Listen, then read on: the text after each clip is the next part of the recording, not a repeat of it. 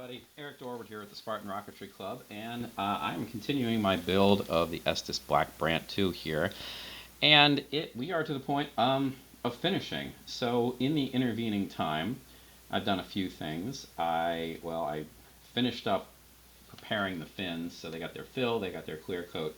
The whole rocket got primed, which I sanded down between each of those steps, and then I put a coat of gloss white on this. So this part of the rocket is, well, painted. It's done, basically. It's alright. There's a little bit of a run here. Fortunately, I think this is going to get covered up by a decal, which is good news. Just be careful when you're painting around launch lugs. For whatever reason, launch lugs seem to draw runs to them. They probably actually cause it, but in any event, so this, hopefully this video is pretty short, but what I need to do now is I need to do a little bit of black painting. I separately painted the nose cone, so this is done. It didn't go particularly well, honestly. There's a lot of blistering. It's not really noticeable blistering, fortunately, but it's not great, and I'm going to try to avoid that with the rest of the rocket. Okay, so anyway, speaking of that, the rest of the rocket, going back to, so here's the box art, right? We need to do the bottom part down here. So this section in between the fins, that would be everything below this little seam, and the fins themselves need to be painted black. Everything else, I mean, this looks like a difficult checkerboard kind of thing to do. Fortunately, all that is decals. The nose cone, you know, that's done. That needs to be black as well, but for our purposes here, all we really need to do is mask off this part and then the rest of the body tube. So I'm going to use, I think I should be able to do this all with my ultra sharp lines, kind of fabric-y masking tapes. So I need that. A little dusty. I'm going to start by masking off around fins here, so just kind of a top part. And I'm going to use the fins themselves as a guide to try to get this straight. It doesn't really need to be straight, but it would be nice. So, using the edge of the fins as a guide, you should be able to get this pretty straight. That looks pretty good. Apparently there's a little bit of a paint blister there too of some sort, or at least a deformity.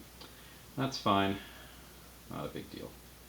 Alright, so that's good enough, and now I need to get this part. Now the problem is, I'm pretty sure that my tape is wider than that. So, well, I don't know. We'll find out. I'm going to cut a little bit of this. I don't need very much. I only need like 3 inches or so. So, like that should be way more than I need. And I'm going to cut that, but not great apparently. There we go.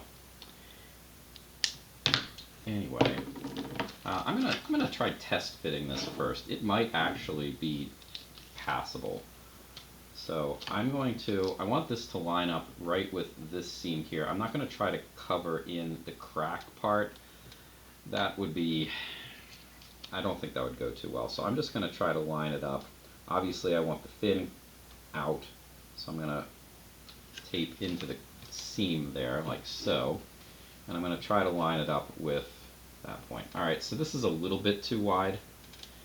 That's okay. I was thinking that I might have to cut this in half long ways and then use the halves to mask off, but I think I should be okay. You know what, I think I am going to do that. That's probably a better plan. Cuts out some potential spots for the paint to seep through. Now I don't need to cut this exactly in the middle. All I need is to have, that's going to be unpleasant with the launch lug. We'll get to that. Anyway, I just need to have this seam, oops.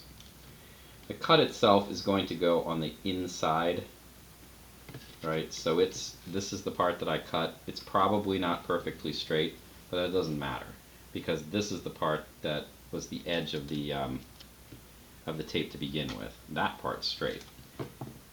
And I just need to make sure that I'm using that outside in both cases, which shouldn't be too big of a deal.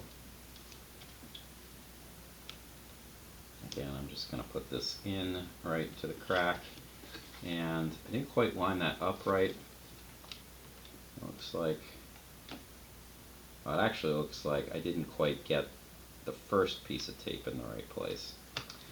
That I will deal with here momentarily. Alright, so I got some overlap, and that's fine. I didn't get it exactly in the same place, also fine. I don't actually like that. That is not as good as it should be. Let's try that again. Try not to need to do this, but you know, if you do, you get a couple good uses out of the tape before the adhesive doesn't stick as well. And when the adhesive doesn't stick as well, that's when you're likely to get the paint seeping in places you don't want it to seep. Alright, that's pretty good. Now, there is a little bit of a, it's not quite lined up. I could try peeling it back with my fingernail.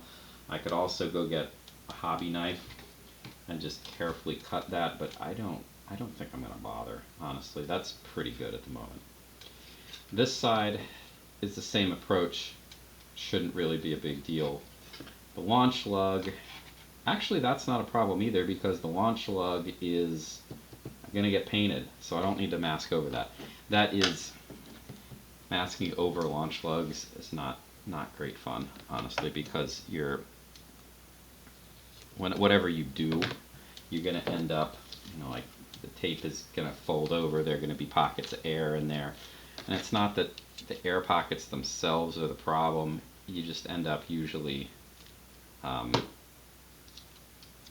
getting a straight cut out of it, and that can be a problem. Anyway, so I'm not going to do all three of these on camera, because it's just repetitive. You don't really need to see that. That actually looks like I did a better job on that one. That's great. And repeat the process.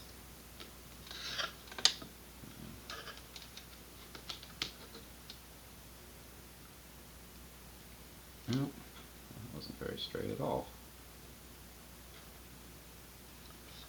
Alright, that's better. Alright, there is a little bit of white sticking out there. If I really, really want to, I could get a piece of tape and cover over that, but I don't think I'm going to bother. That's not really worth it. Alright, so there's one more face I need to do. I'm not going to do that on camera. This part here needs to be covered over with paper. I usually just use computer paper that's sitting around. Here's another set of instructions. Just wrap it like this. I tape it here and here, and usually down there to hold it in place. That's kind of it. So it's off to the paint shop with this after I mask off this little bit, and then decal time. So I will see you in the next video for final steps. See you then.